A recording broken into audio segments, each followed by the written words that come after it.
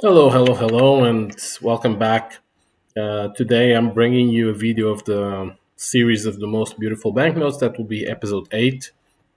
It's been some time that I have made one of these, but I think it was about time to do another one of another beautiful banknote. This time, the Hong Kong $5 from HSBC, the series from 1916 to 23. So let's go to it with some background also on HSBC and a bit about Hong Kong. So I guess most of you would know Hong Kong as being a British colony. This was actually not always the case.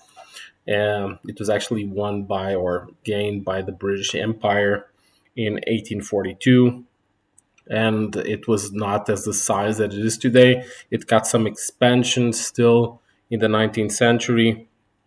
And yeah, if you compare it with mainland China, this is still a very small territory. Nevertheless, at the time where the British initially got the territory, it was already an important business center and a port, which was also extremely important for the strategy of commercial domination that the UK had at the time, or the not the UK, the British. Let's put it like that. In terms of banking, Hong Kong was following also after the becoming a British protectorate, the same system as other British colonies or other British possessions. So it had different banks issuing different banknotes, and not really a central bank. And it's a model that is still being used today in very few countries, but Hong Kong is one of them. And basically, HSBC was one of these banks that started around this time issuing currency. HSBC was born only as HSB,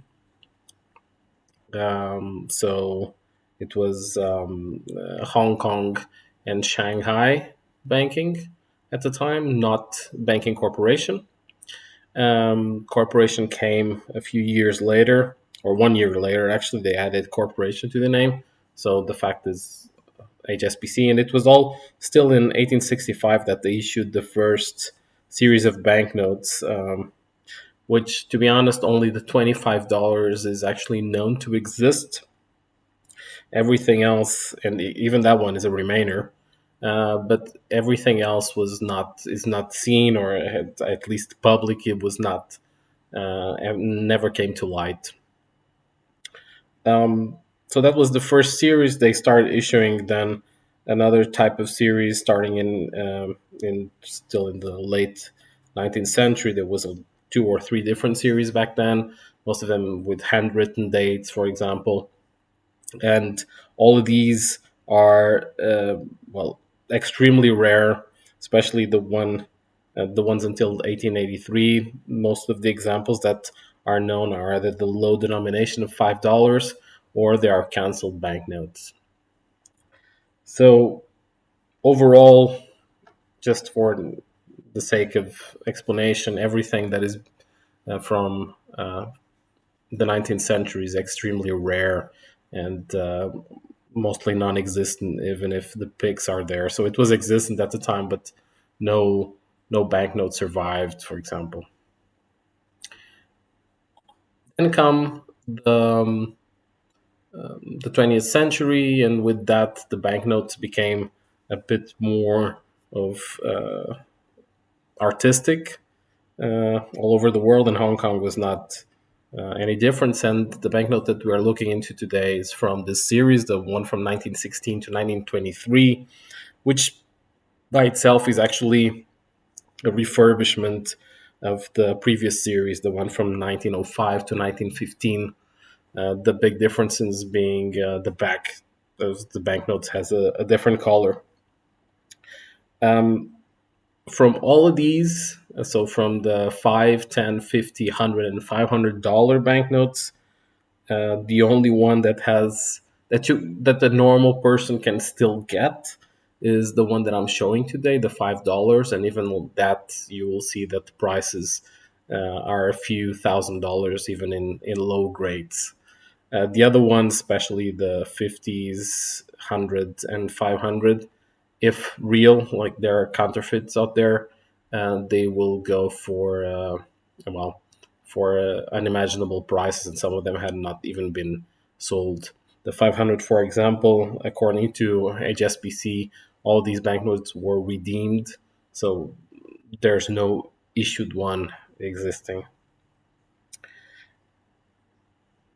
What is interesting also in this series is that you would see a common theme here, which is life in Hong Kong. Every single banknote will have the coat of arms, and then one or two sceneries of Hong Kong or a bit of China, because again it included Shanghai.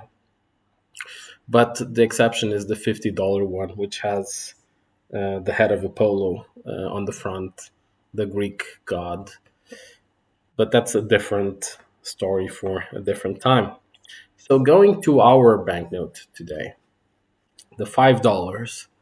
Um, like you see, it's very intricate, typical of this time. This example is dated in the 1st of January of 1923. It's harder to get them in better grade than what you are seeing here in this picture.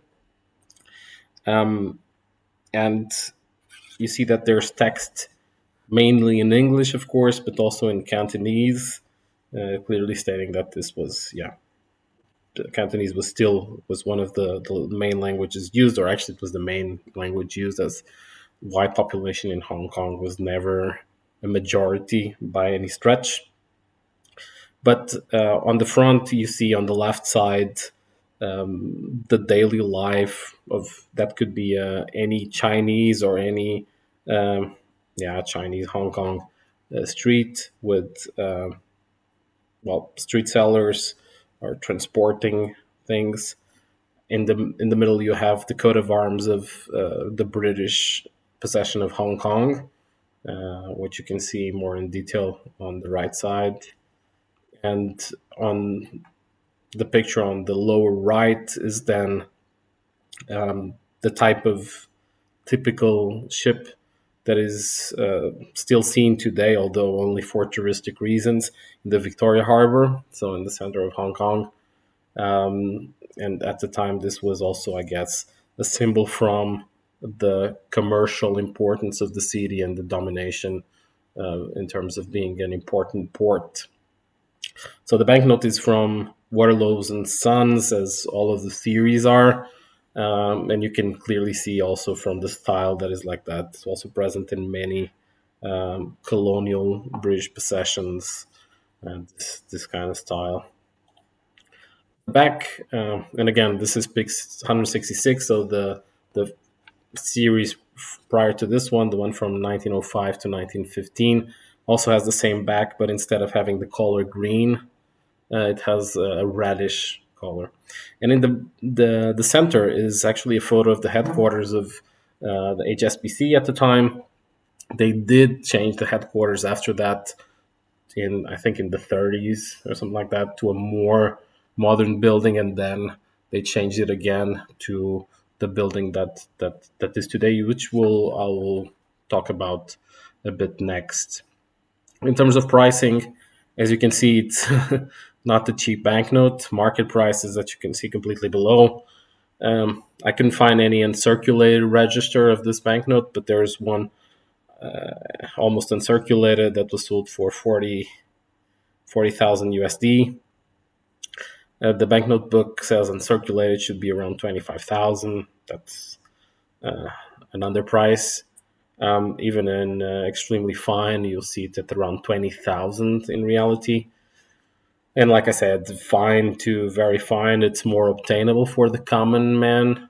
If you are lucky, you can still get it at an auction at very fine graded PMG 25, around that, for 2,800, 3,000 USD. Well, having presented this, I always have a chapter in the end of nowadays. So Hong Kong has clearly changed a lot. And like I said, the headquarters of also HSBC did change to the building that you see here in the picture, which is clearly more modern than both the one in the banknote and the second one that was more of a classical style. Um, and HSBC would became known from the 60s on their banknotes by the lions. And the lions are a story for a different time, but basically they were two, well, two people that managed the bank in the 50s and the 60s, and it had different characters. So that's why you have Steven and Stit as the nicknames. No, it was the names of these two persons, and one is angry and the other one is calm, or one is more agitated and the one is calm, which was basically the two personalities of these two important persons in the bank.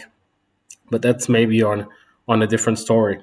So Hong Kong in 1997 became special territory under China, um, as you probably are aware of. Also, Macau, 2 years later, 1999, acquired the same status. But HSBC did survive all this time, and they became one of the biggest banks in the world. They are present globally, of course, mostly in Asia, but globally, they're a global player in the banking market. And they are still one of the three banks that has authorization to print banknotes in Hong Kong. The others being Standard Chartered and, of course, Bank of China nowadays. Good, and that's all for another beautiful banknote. I hope that you liked the video. Have any comments, suggestions, just put it in the comments. Thank you very much for watching, and see you next time. Bye bye.